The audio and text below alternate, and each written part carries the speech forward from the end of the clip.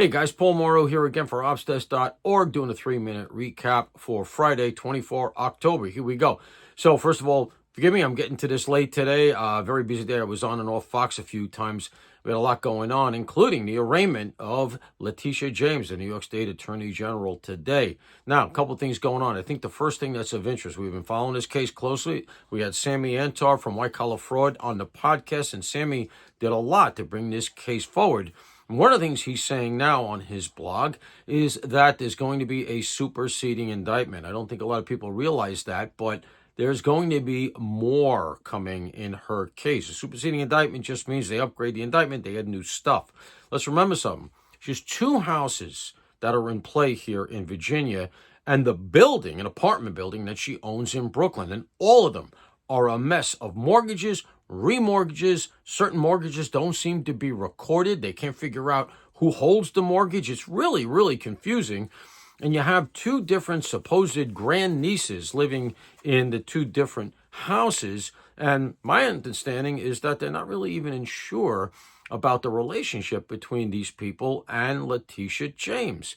And the other question is, when you consider the size of the location in Brooklyn, and the fact that it's a big apartment building, it's very questionable. My understanding is that there's some real doubt as to how it is she's floating all of this. Because remember, it seems to be her contention now that the two locations in Virginia don't collect rent, which calls into question why it is she claimed at least one of them on her taxes and took a write-off in regard for upgrades. But irrespective of that, how is it on a government salary she has these three properties?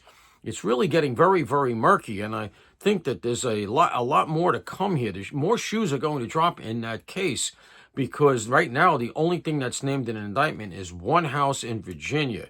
And I know that there's supposed to be a separate grand jury relative to the house in Brooklyn. So all these people have said it's lawfare, it's retribution, including her. She gave this very, very fiery speech today in front of EDVA down in Virginia.